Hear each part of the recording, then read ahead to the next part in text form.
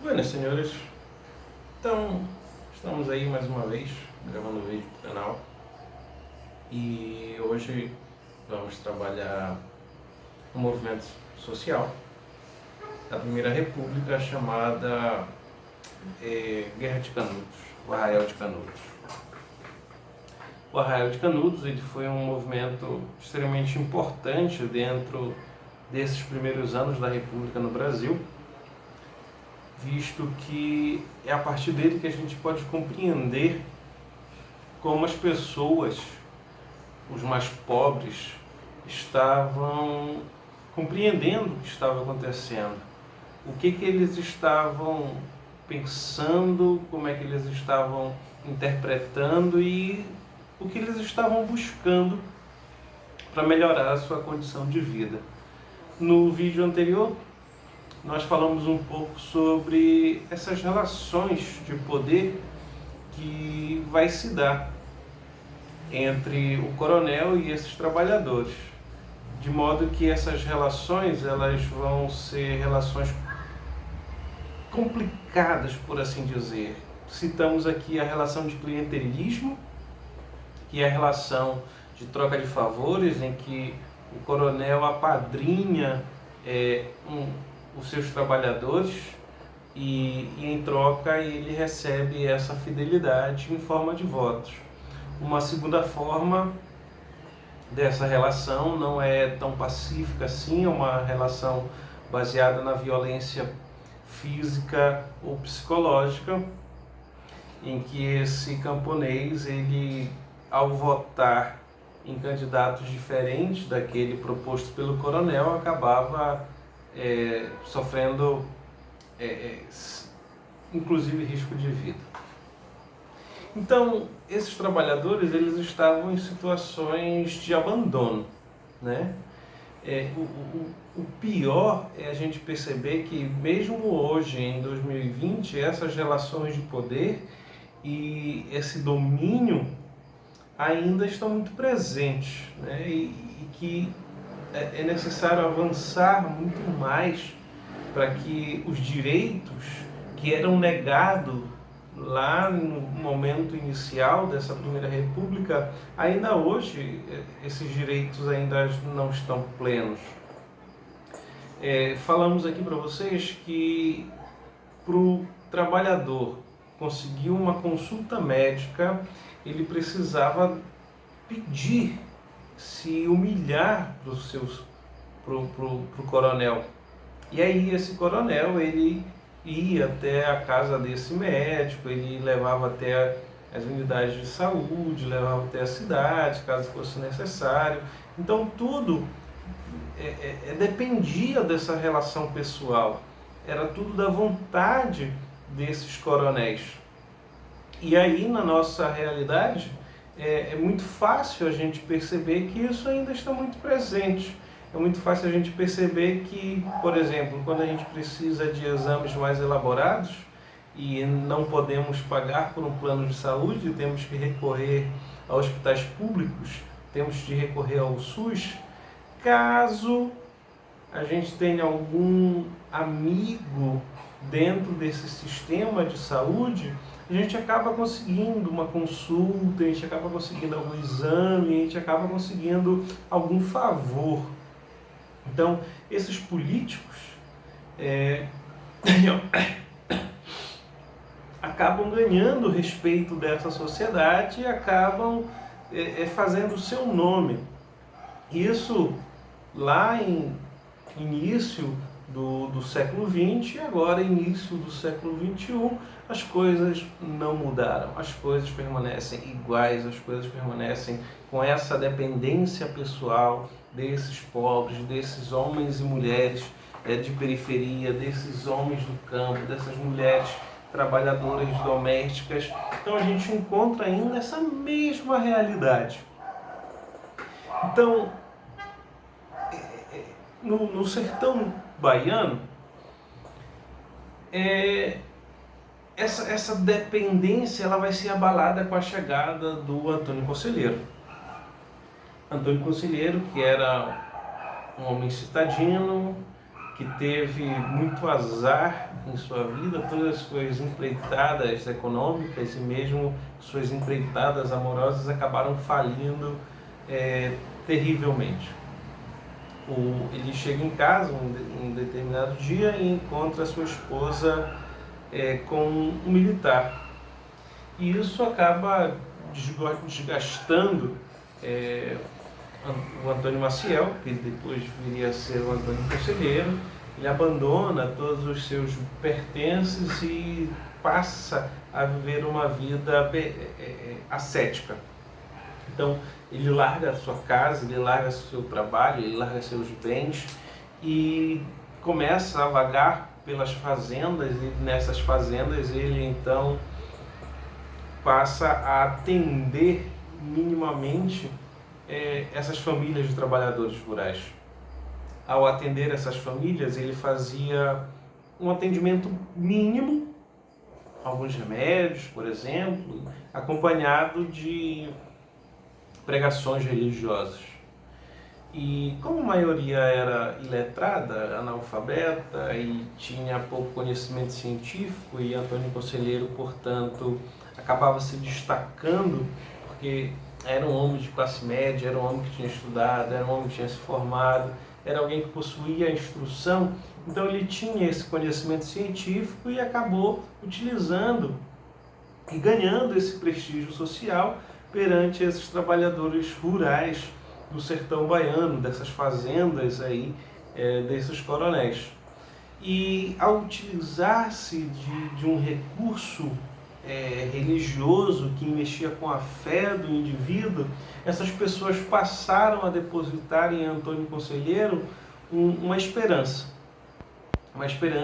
em mudar de vida, uma esperança em dias melhores, uma esperança em que eles poderiam viver um pouco mais do que aquela condição de sobrevivência que eles experimentavam.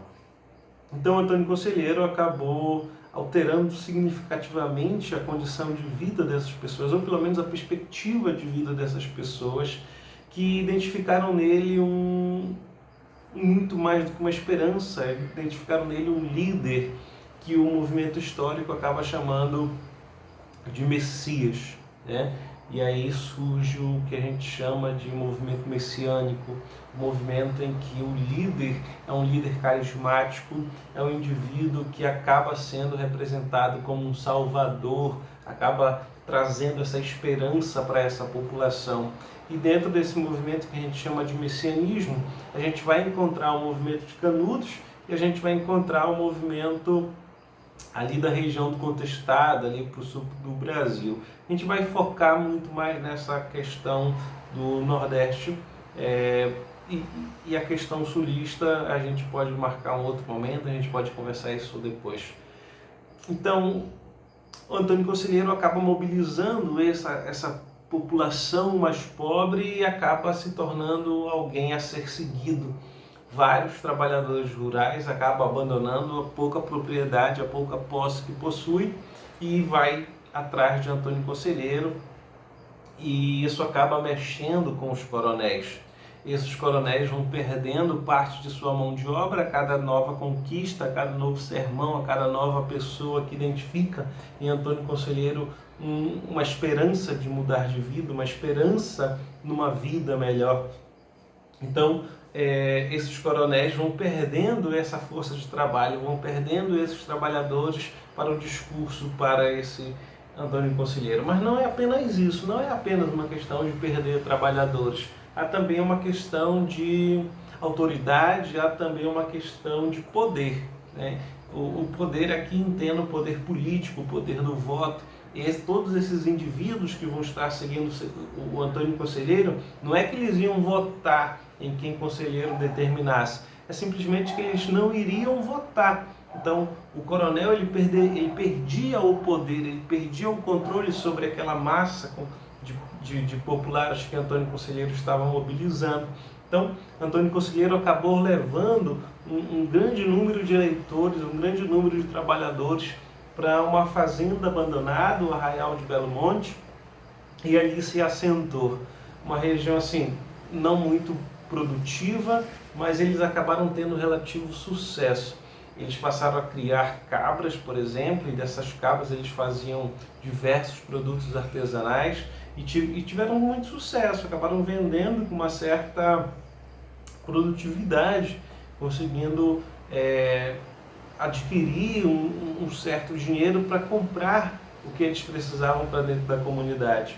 E é importante dizer que dentro dessa comunidade do Canudos, do Arraial de Belo Monte, a coisa funcionava como um trabalho de mutirão, um trabalho comunitário. Então as pessoas elas se organizavam, se juntavam e realizavam as tarefas de forma coletiva. Não existia a propriedade privada dentro desse arraial, não era alguém que dizia, isso aqui é meu, isso aqui sou eu que faço, essa aqui é a minha terra. Então, aquela propriedade, aquela fazenda, ela era algo coletivo, ela era uma coisa a ser utilizada em benefício de todos, e esse trabalho era realizado também desse modo. Então, aquele que podia trabalhar desenvolvia atividade, o produto era beneficiado, o Antônio Conselheiro ou alguém de confiança acabava seguindo até a cidade, vendia esses produtos e trazia aquilo que era necessário para dentro do arraial e era dividido de acordo com as necessidades da população.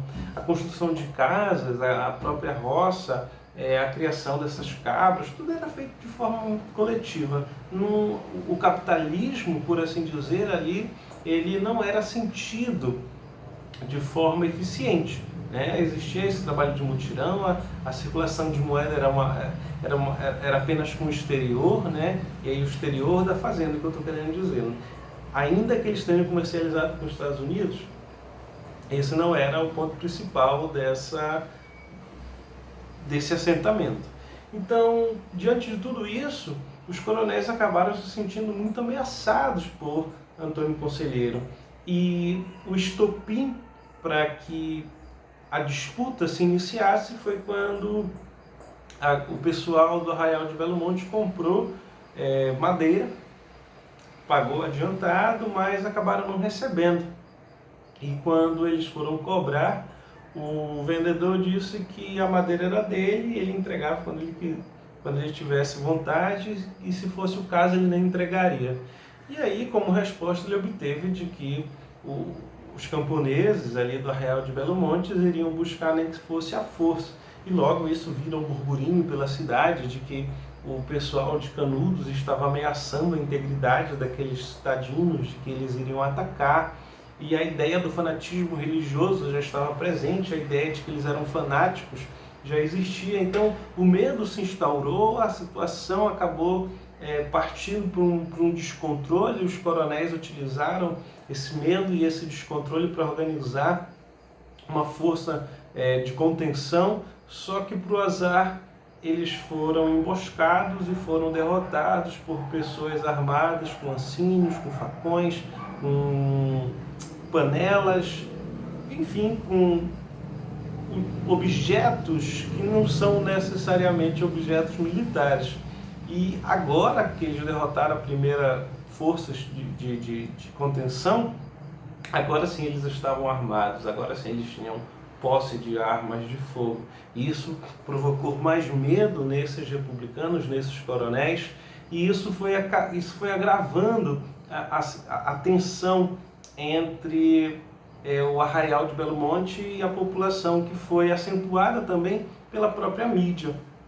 A mídia ela foi fundamental nesse processo de organizar a opinião pública contra o assentamento de Canudos.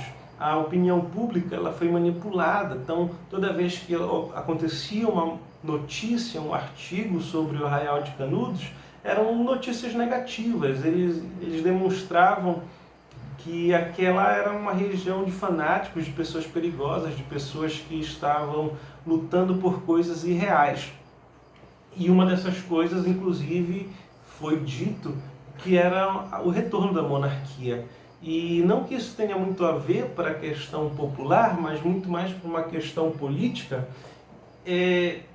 A defesa de uma monarquia pelos indivíduos que moravam ali no Arraial de Canudos, isso acabava provocando um temor não somente nos citadinos, mas na própria República.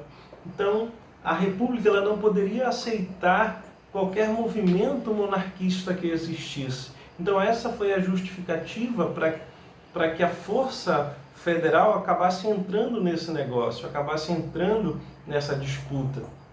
Então, o medo de que o pessoal de Canudos fosse um grupo que estava tentando restaurar a monarquia foi o que levou o governo federal a se meter e mandar uma força expedicionária também para deter o Arraial de Canudos.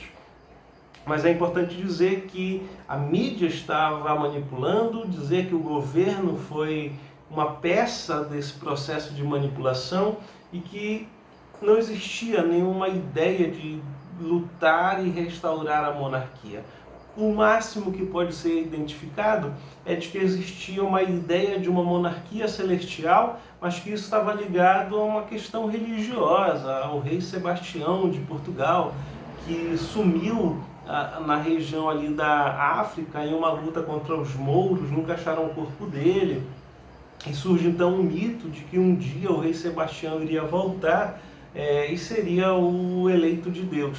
Então, surgiu essa ideia aqui dentro do Arraial de Canudos, o sebastianismo, a ideia da monarquia celeste, mas não tinha nada a ver com essas questões políticas. Um outro ponto importante que já foi dito é a questão do voto.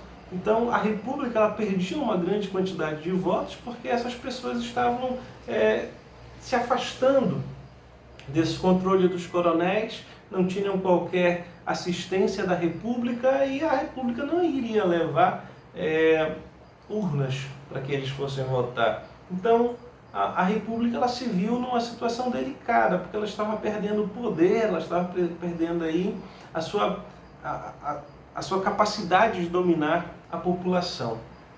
E por último, a gente vai encontrar a própria Igreja, a Igreja Católica, que ficou muito ressentida com as pregações de Antônio Conselheiro. Ele não tinha nenhuma ligação com a Igreja Católica, ele teve o casamento católico, mas que acabou falhando, que acabou se divorciando, e isso foi um ponto muito central dentro das suas pregações.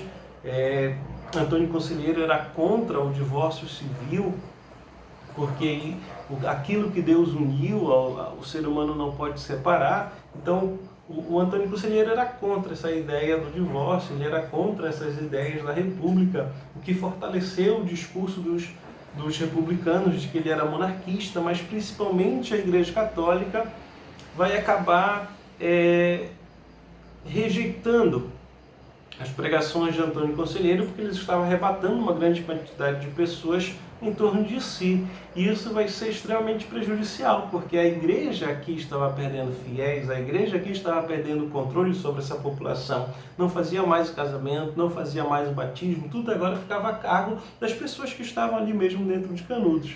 Então, Canudos, de modo geral, ele estava mexendo com os três grandes poderes dentro da República: os coronéis, a própria República e a Igreja. Então, a junção desses três poderes, a junção desses três elementos acabou fazendo com que o Arraial de Canudos não tivesse uma vida longa. Ele foi combatido pelo menos 4 vezes, 3 delas eles conseguiram resistir, conseguiram vencer, mas na quarta tentativa o contingente populacional era muito maior do que o que existia ali em Canudos para resistir, e foi inclusive oferecido terras a pessoas que se alistassem para lutar contra o Arraial de Canudos. E muitos pobres se alistaram, foram para a luta contra Antônio Conselheiro e seu arraial, e ao retornar para sua região e pedirem essa terra, pedirem essa propriedade, eles foram enganados, não receberam terra nenhuma. Na região do Rio de Janeiro, o que eles fizeram foi subir ao morro e ali deram início ao que a gente chama de favela. Eles mesmos batizaram de favela. Esses indivíduos que foram até o Arraial de Canudos, o Arraial de Belo Monte, lutar contra esses fanáticos religiosos, no meio do caminho eles encontravam uma planta que ela era muito resistente e incomodava muito. era justamente a favela. Então, quando eles subiram o morro, eles passaram a ser uma resistência e a incomodar a República, a incomodar a sociedade. Então, eles chamaram aquela região ali de favela também. Então, percebe aqui que essa população não tem a ideia de consciência de classe. Você tem pessoas pobres lutando contra outros pobres que tudo que querem é uma melhor condição de vida, mas o cara que se alistou também está querendo, porque ele não tem terra, porque ele não tem propriedade, ele tem família, ele tem um filho, ele tem uma esposa, ele quer dar sustento, ele quer dar condições para essa família, e essa é a oportunidade que ele tem. Do outro lado, você tem exatamente a mesma coisa, pessoas pobres, pessoas exploradas, pessoas que estão debilitadas, pessoas que estão abandonadas pelo poder federal, e aí quando eles encontram uma oportunidade, uma esperança de vida um pouco melhor, não que seja lá grande coisa, não que a vida dentro do Arraial de Canudos fosse marcada pelo luxo, mas era cercada por menos violência do que aquela que eles vivenciavam dentro das fazendas. Então tudo isso fez com que o Arraial de Canudos acabasse sendo um modelo de sucesso, um modelo de resistência e que foi severamente combatido por esses três órgãos, por esses três poderes, a República, os coronéis e a Igreja Católica. E aí a gente acaba percebendo que toda vez que a gente tenta lutar por melhores condições, a mídia e o poder, eles se aliam para impedir essa luta. Estamos diante dessa pandemia em que a gente encontra mais uma vez essa exploração, a gente encontra mais uma vez essa falta do poder político, essa falta do poder social, né? Essa assistência social. Porque se você pensar, os alunos da escola, das redes particulares, eles estão tendo aí aulas há muito mais tempo, estão tendo um acompanhamento, um processo de educação há muito mais tempo do que os jovens que estão nas escolas públicas. O pessoal da escola pública está tendo aqui no máximo o segundo mês de aula e a pandemia já está aqui há muito tempo. Então é necessário que a gente possa compreender que o poder político ele ainda relega a sociedade a condições assim se virem. E quando você se esforça e busca essa educação pelos meios mais difíceis possíveis, porque é possível compreender que muitos alunos da periferia, muitos alunos pobres não têm acesso à internet, têm dificuldade de ter acesso a essa internet, então eles acabam se esforçando um pouco mais, dando um jeito, pegando o Wi-Fi do vizinho, pegando o celular da mãe, pegando o celular do pai, para poder acompanhar essas aulas. Então, isso aqui é um esforço para romper essas barreiras que existem contra o pobre há muito tempo, historicamente construída. Então, isso aqui é um ato de rebeldia, isso aqui é um ato de resistência. Você está aqui assistindo esse vídeo, você está lutando contra a manutenção desse poder, a manutenção dessa situação de exploração, a manutenção dessa divisão social. Então, eu quero parabenizar você por estar se esforçando, por estar interessado, por estar ouvindo até aqui. E esse foi o Arraial de Canudos. A gente não está falando tanto aqui sobre como eles foram derrotados, porque no final de contas eles acabam sendo, mas o mais importante é que você possa compreender que o Arraial de Canudos foi uma força de resistência na Primeira República e que essa força de resistência ela deve permanecer dentro de nós, ela deve ser utilizada. Você está resistindo nesse momento e eu peço que você não desista, eu peço que você vá em frente, eu peço que você continue a estudar. Eu sei que é difícil, eu sei que é complicado, mas vai valer a pena.